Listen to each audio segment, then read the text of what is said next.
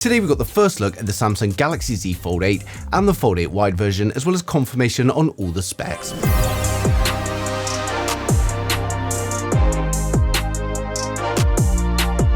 So first up, we've got the reveal of the Galaxy Z Fold 8 Wide version thanks to OnLeaks, and this is probably the most interesting change that Samsung is making this year. Now the biggest difference straight away is the aspect ratio. The Fold 8 Wide moves to a much wider 3:4 ratio compared to the 6:5 on the standard Fold 8, and that's going to make a big difference in everyday use, especially for things like media, multitasking, and just overall usability when the device is fully open. There's also some camera changes here as well, and instead of the triple camera setup that we've got on the standard Fold 8, the wide version drops down to a dual camera system. You still get the 200 megapixel primary sensor along with the ultra wide, but the telephoto has been removed. Now in terms of size, we're looking at dimensions of 123.9 by 161.4 by 4.9 millimeters, and this makes it noticeably wider than the standard Fold, and it's actually taller when it's rotated. It's also around 0.4 millimeters thicker, but overall it looks like a great option for those of you that prefer a wider, more tablet-like form factor. Now something else that can improve your phone is today's video sponsor, Wondershare Dr. Phone, an all-in-one toolkit for Android and iOS that solves pretty much any problem you can think of, including forgotten passwords or system repair tools, and even get past screen locks without passwords. So one of the highlight features is the screen unlock. Whether you forgot your password, bought a second-hand phone that's locked to an account, or even just forgot your Google account, thanks to Dr. Phone, you can access it. Normally, there's something called a factory reset protection lock on Android that prevents this without having the original login credentials, but Dr. Phone can take you through this in just a few clicks, and it supports many phone brands like Samsung, Xiaomi, Huawei, Honor, and more. For iPhones, we have the iCloud activation lock, and again, Dr. Phone can unlock your screen or bypass the iCloud lock for iPhones without the need for a jailbreak, and it even supports the latest iPhone 17 series on iOS 26.1.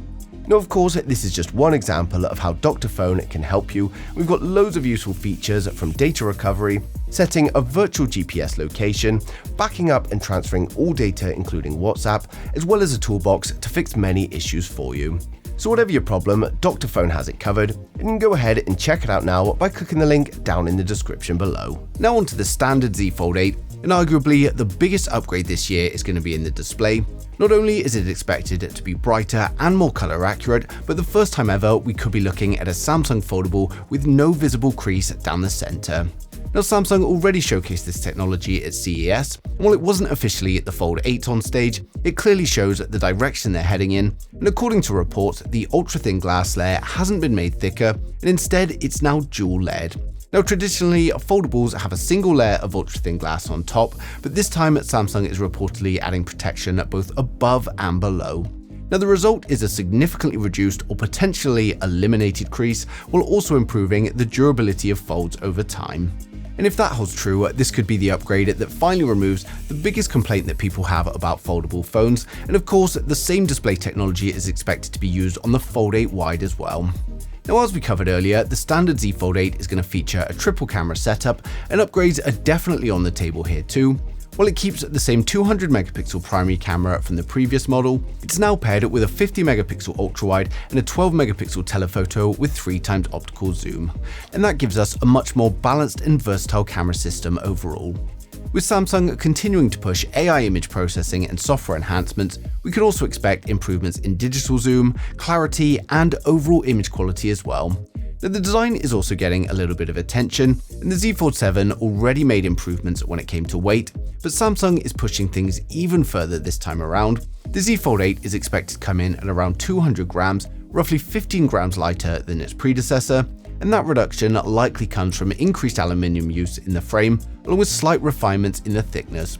But what's really impressive is that this isn't coming at the cost of battery life, and in fact it's actually the opposite. The Z Fold 8 is reportedly getting a 5000 mAh battery, a huge jump from the 4400 mAh we saw before. So we're looking at a device that's lighter, thinner, and longer lasting, which isn't something that you usually see all at once in a foldable. Now the Z Fold 8 design has already been revealed by OnLeaks, who has proven himself time and time again to be very accurate, so we can be fairly confident that that's exactly what it's going to be like. And of course, I've used those leaks to create these renders that you're seeing here in this video, and overall there aren't any major visual changes outside of the dimensions, But one thing we still don't know is the color options. The colors shown here are simply estimates based on current leaks, and I'll update these as soon as we get some solid confirmation. Now, another thing that's changing this year as well is the launch timing. According to Korea Economic TV, the event has been slightly delayed and it's now expected to take place on the 22nd of July, which is a couple of weeks later than usual. And they've also reported that the event is going to be held in London, although the timing itself is likely going to stay the same as the previous launches. So overall, the Galaxy Z Fold 8 is shaping up to be a solid refresh to the lineup. Samsung isn't completely redesigning things here, and instead they're refining the hardware and software in the areas that matter most. Now, the introduction of a wider variant is a really smart move, as it gives consumers a lot more choice, and honestly it's probably the one I'm personally going to be going for as well. And it's also going to be interesting to see how much this helps Samsung grow its share in the foldable market. Now, of course, AI is going to play a huge role again, with both Samsung and Google continuing to push new features. It's going to be interesting to see if we get anything specifically tailored for foldable devices. We're not too far away from the official launch now, so expect more leaks and confirmations very soon. And of course, I'm going to be sharing them as soon as they come in, so make sure you subscribe so you don't miss a thing in the future.